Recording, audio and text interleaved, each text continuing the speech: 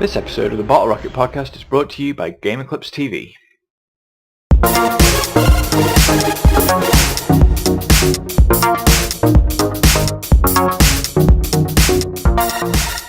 Okay. Hi guys, and welcome to another episode of the Bottle Rocket podcast with me, Chris. And me, Jake. And me, Rob. And me, Jace. It's episode 10, guys. Yeah! A milestone episode. Good stuff. Nice. Who'd have thought we'd make it this far? I know.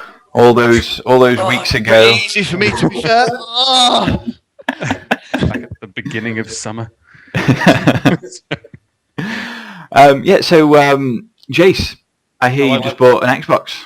I have robbed an Xbox, if you ask me, for the price I got it. Well, let's not go into how you acquired it. 200. You never know who's listening. 285 quid. Booney. Yeah. Nice. That's pretty good. That's pretty good. Is that that with without the Kinect, Jason?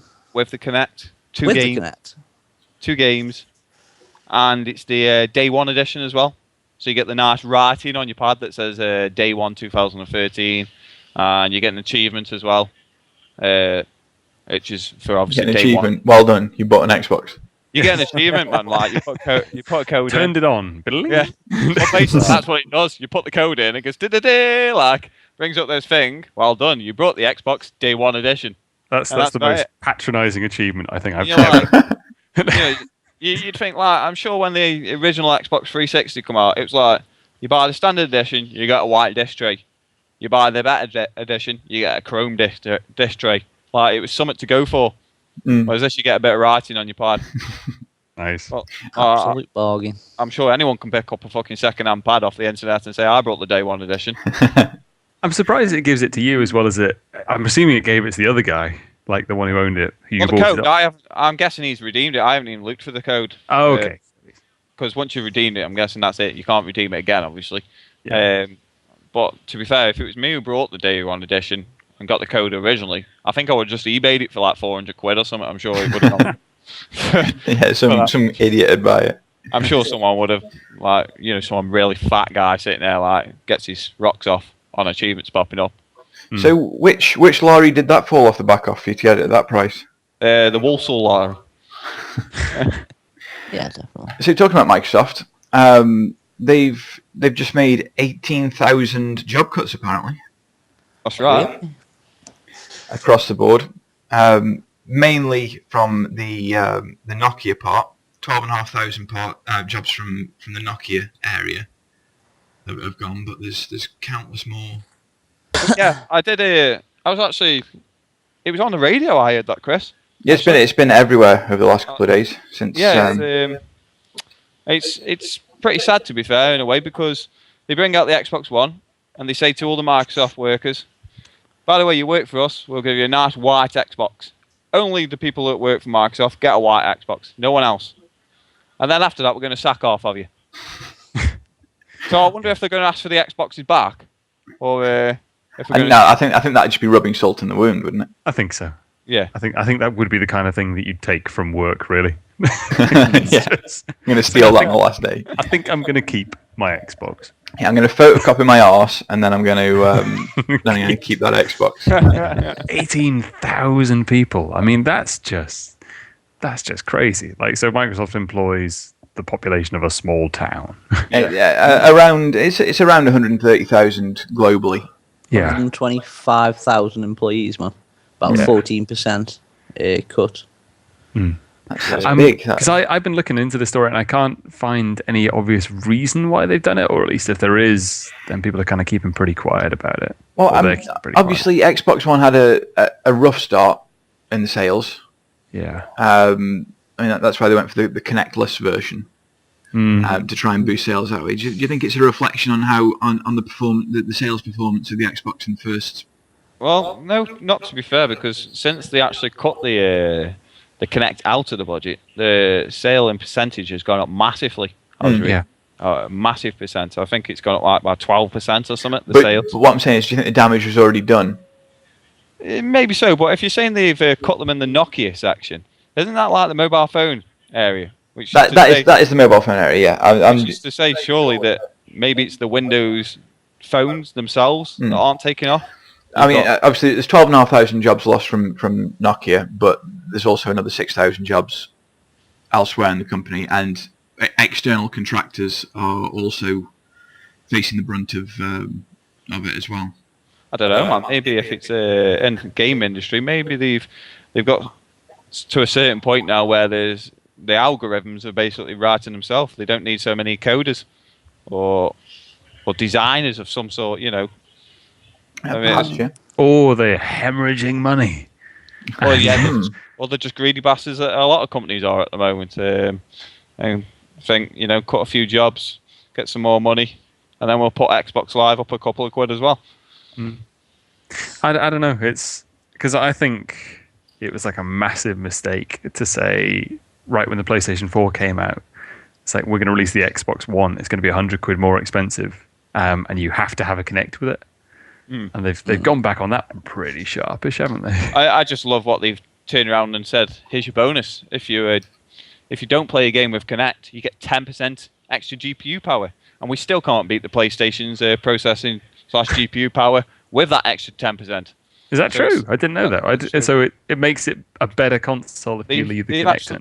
They've actually brought up an out and update, or bringing in August. It's going to be the latest one, as far as I know. That's going to be basically the games. Originally, the whole Xbox was modelled around the Kinect.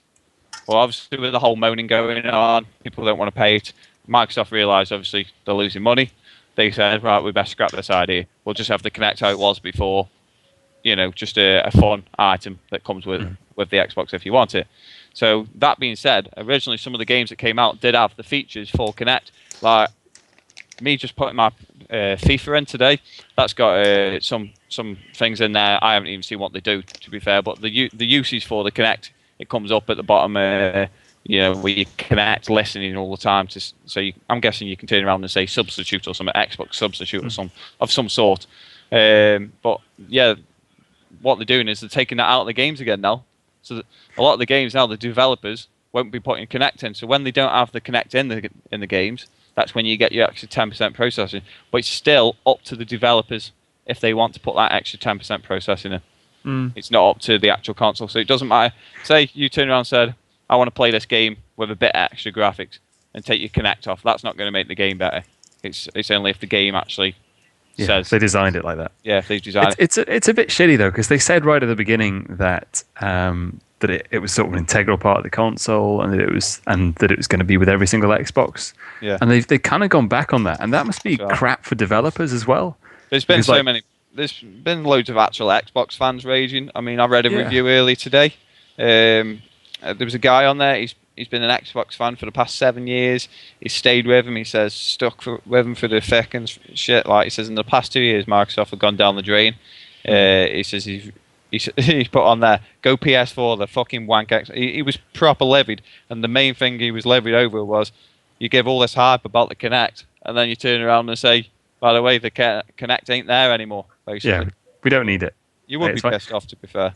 But and there's so many like developers who will have like said, "Oh, if we make our game with Kinect features, then you'll be able to sell it to 100% of the people that own an Xbox." Yeah, and now they're basically saying, "Well, now it's not going to be 100% of the people that own an Xbox. All that time you spent making that game was kind of wasted." But to tell the truth, man, to be fair, I've got the Kinect today, and I'm impressed with it. I had the original Kinect, and it was shit. It basically just sat there looking at you. You'd be jumping around on the fucking floor. You'd be getting a sweat off. You would lose a lot of weight trying to get things to work, to be fair.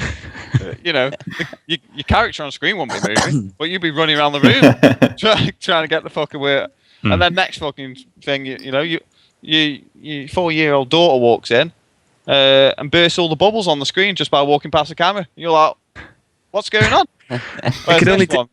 This one, it can pick up to 4 people at a time.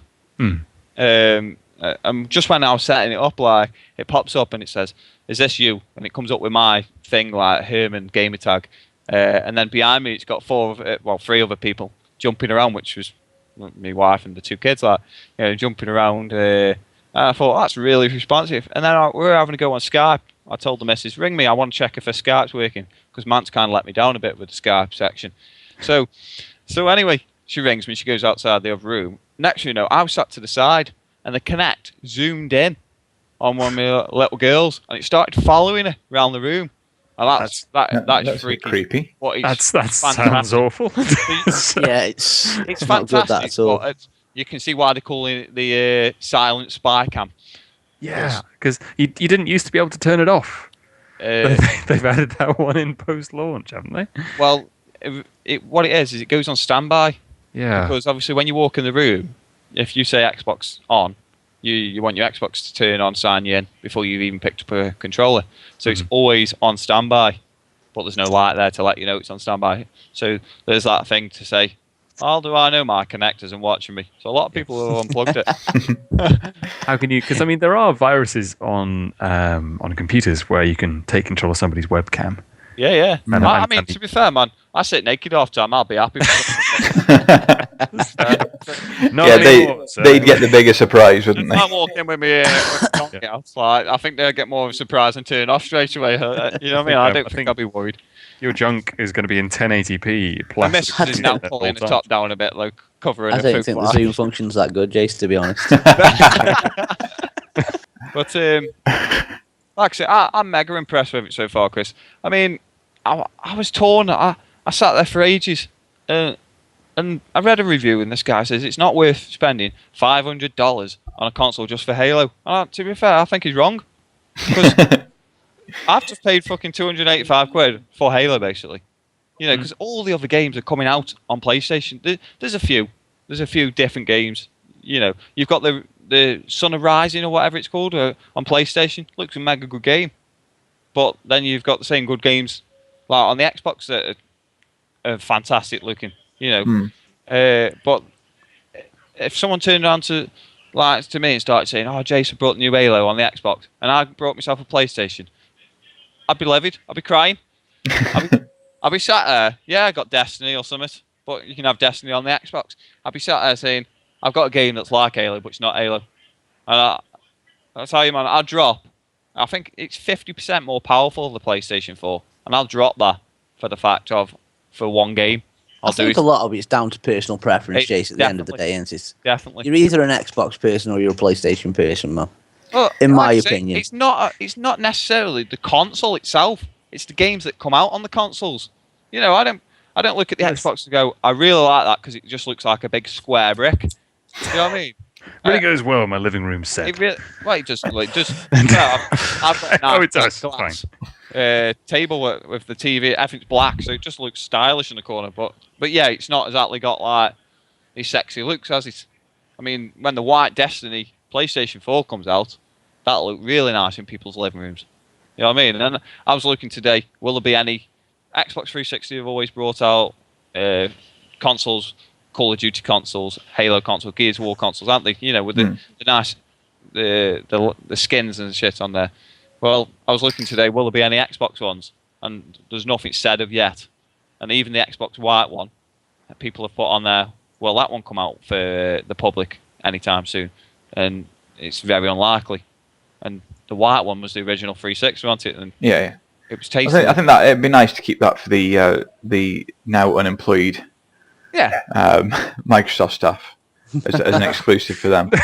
Just a reminder of a better time. I sat there for a good 3 hours just reading through review after review, and they had the ones on there, and they called the Sony things, and they called them the Xbots or something, whatever. Sony ponies, that was it. Sony ponies and Sony Xbots. Ponies and the Xbots.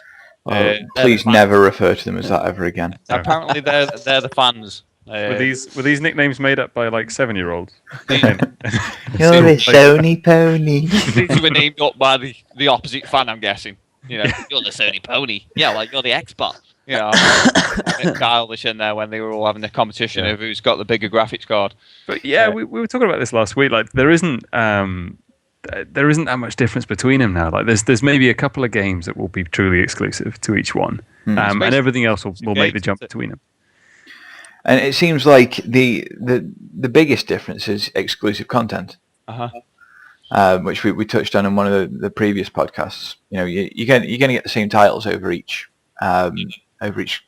console, but if you play Call of Duty on the Xbox, you're going to get a different map pack, an exclusive map pack. Or if you play Destiny on the PlayStation, you're going to get some extra skins, or whatever it is. That seems to be the biggest difference at the moment. If you buy it on the Xbox One, you get a nice shiny avatar to go with your character. But they're really, you get a cup. but they're really cosmetic, and they're not quite as much as they were in previous generations. So it's kind of a bit. It has just kind of resorted to just pointless name calling now. There really isn't that much difference depending which console you own. Well, actually, if you look at it spec-wise on paper, the PlayStation is 50% better. It's got an extra 500 shaders in graphics than the Xbox One. But you look at it on screen, and to the naked eye, unless you're some really, really pro gamer, who's hard into his gaming and can notice these pixels, I don't think it matters much. As long as you're enjoying the game.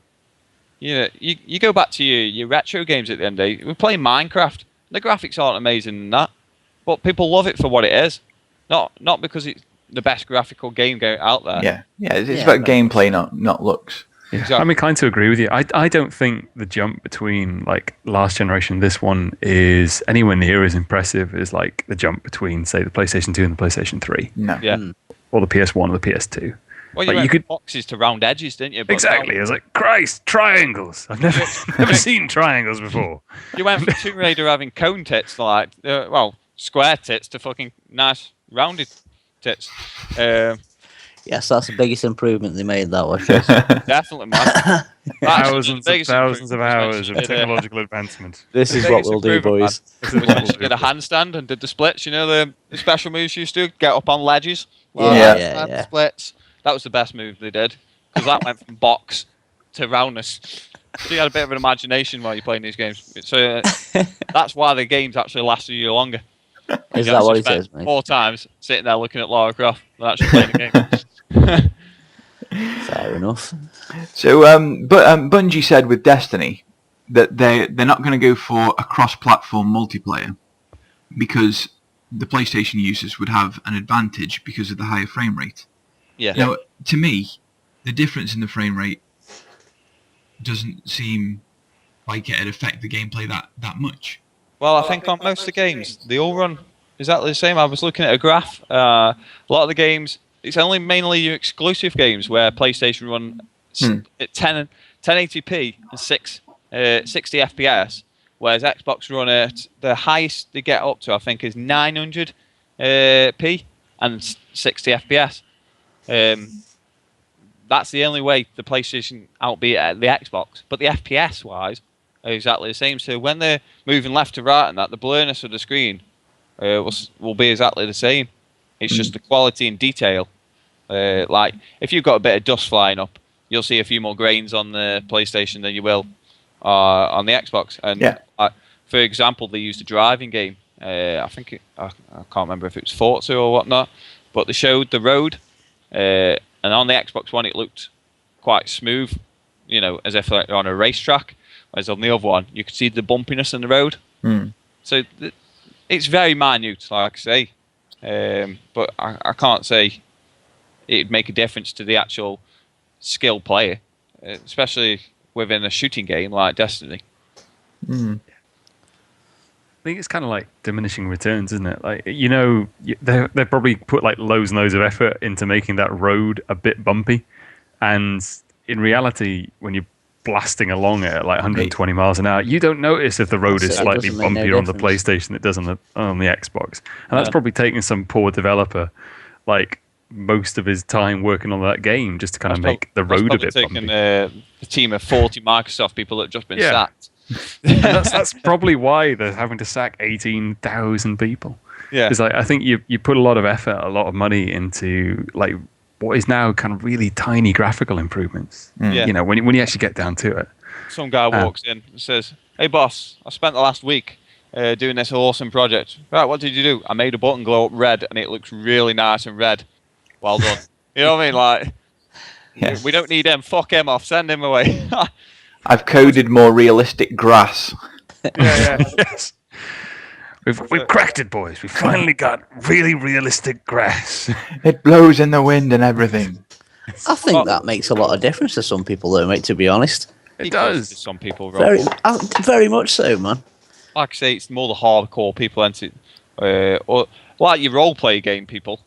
They're very into the detail, aren't they?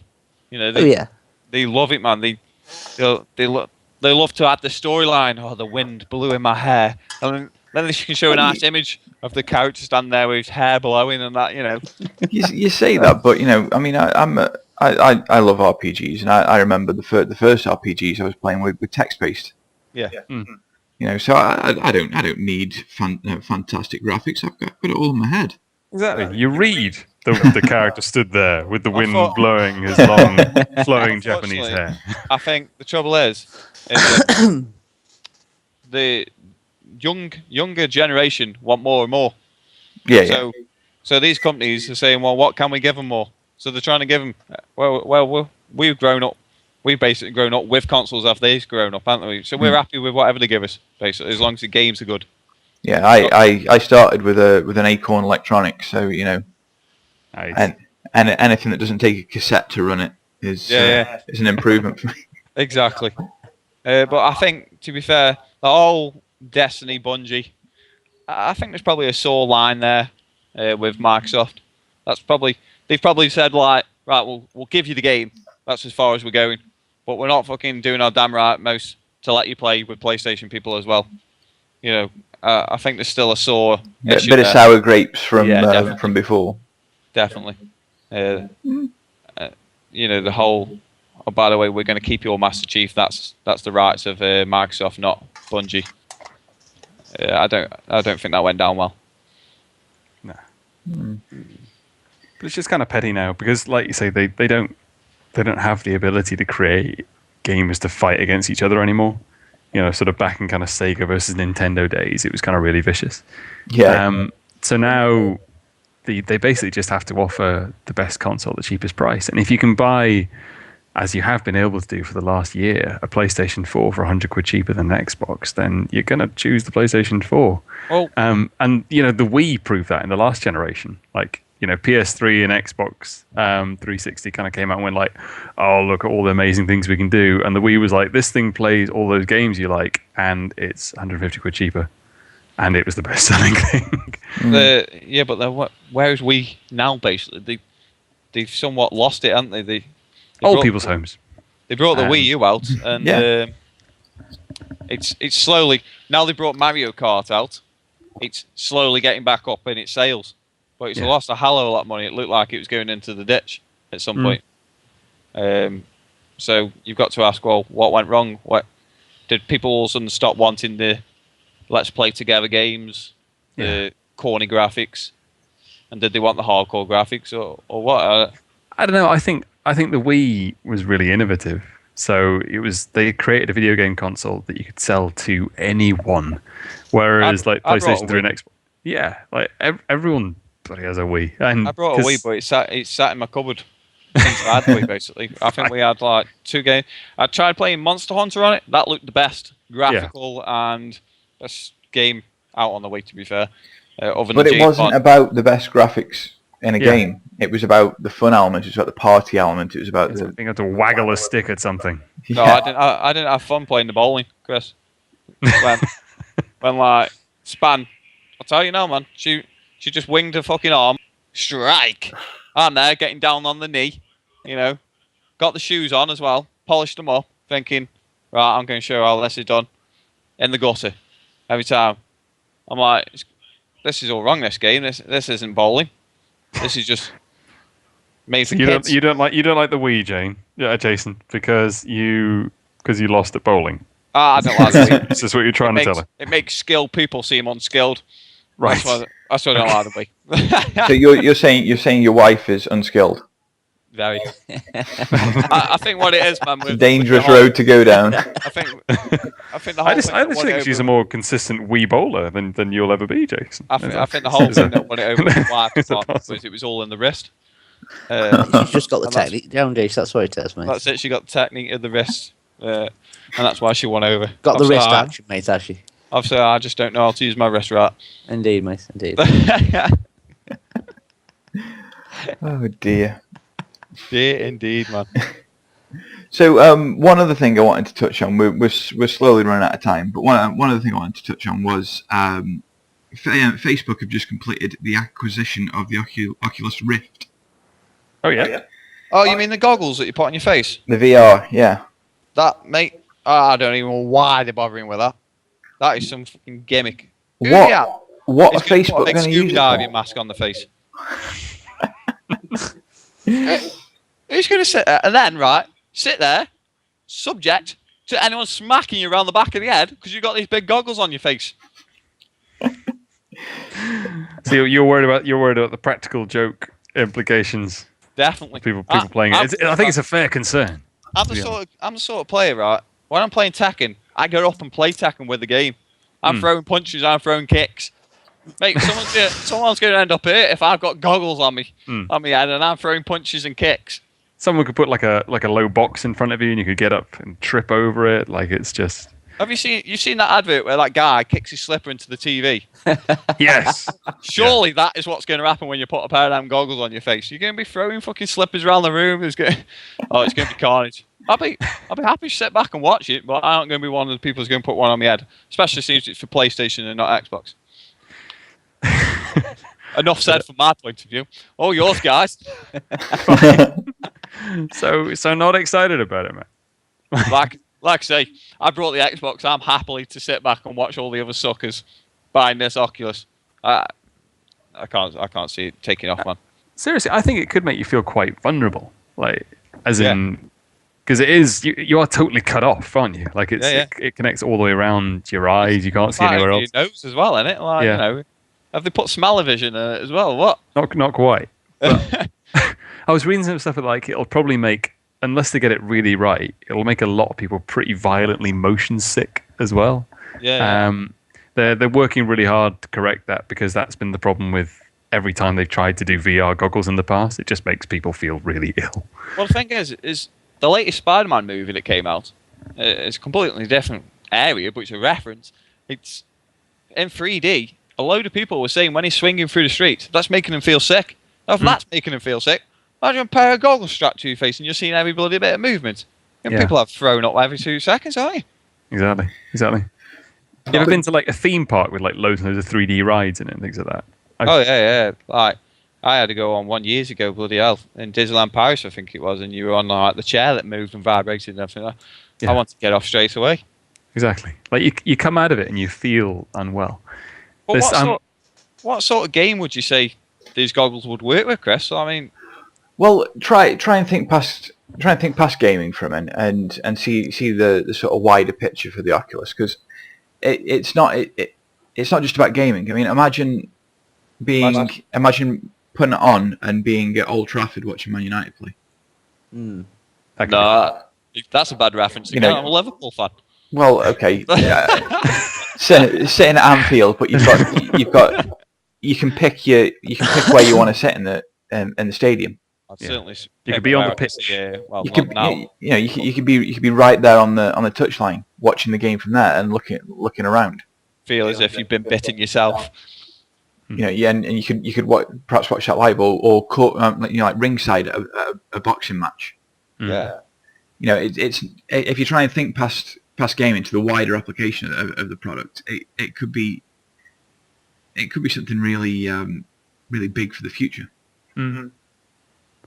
That forces people to stay indoors and not communicate with other human beings. Yeah, and slowly starve to death. Like it's. Well, the thing is they brought out the 3D TVs, didn't they? And everyone sits there with glasses on, and no one really likes the idea of sitting there wearing glasses. Everyone thinks they're all daft, and why have I got to wear these glasses? So then they start trying to bring out the TVs that don't need glasses with.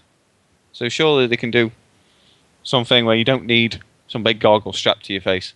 I mean, it is only a prototype at the moment, isn't it? Where it's a massive contraption on your face. It does look like something out of Saw or something at the moment. I think give you a really sore neck after a while, surely. Yeah, definitely. It does look very heavy. It comes with a scaffolding rig that you sort of position your chin on. And boom or whatnot, like the whole job. Yeah, it's kind of like you're at the opticians. Like you just face on that thing at the front. Like the Wii caused a whole load of like new injuries and stuff when that came out. Repetitive Wii syndrome. Just some people waggling sticks too hard. Yeah, I've got that whole sentence just sounded. There was something about that. People were waggling their sticks far Repetitive too hard. Wii syndrome and waggling their sticks far too hard. Exactly. Yeah, that could be taken out of context. It depends what you can use it for, like say, Chris, man. Well, if it's the side of gaming, no, I'm not up for it at all. I just think it's it could deliver experiences that you otherwise would be unable to get. To have in the real world. What do you think to the price range of it, though, Chris? Have you looked at the price range of it? It's not overly expensive, is it? It's about $800 at the moment. Is that what it is? See, I'm sure I saw $100 or something, or £100, but maybe it was 800. I don't think it's that cheap. I don't know. I could be wrong.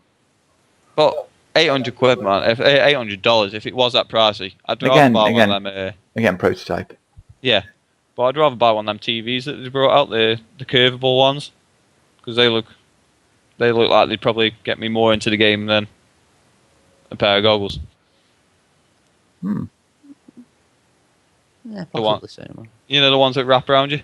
Yeah, I know which ones you're on about, man. Yeah, they seem like I'd like a hub that's all around you. You know what I mean? Like if they brought out something that wrapped fully around you, a screen that went all the way around you. So if you were playing a shooting game and you turned to the left, you looked at your left monitor like that, it'd be pricey, but it'd be very nice. I'd happily sit and play something like that. Well, surely that's technically what VR is, though, Jace.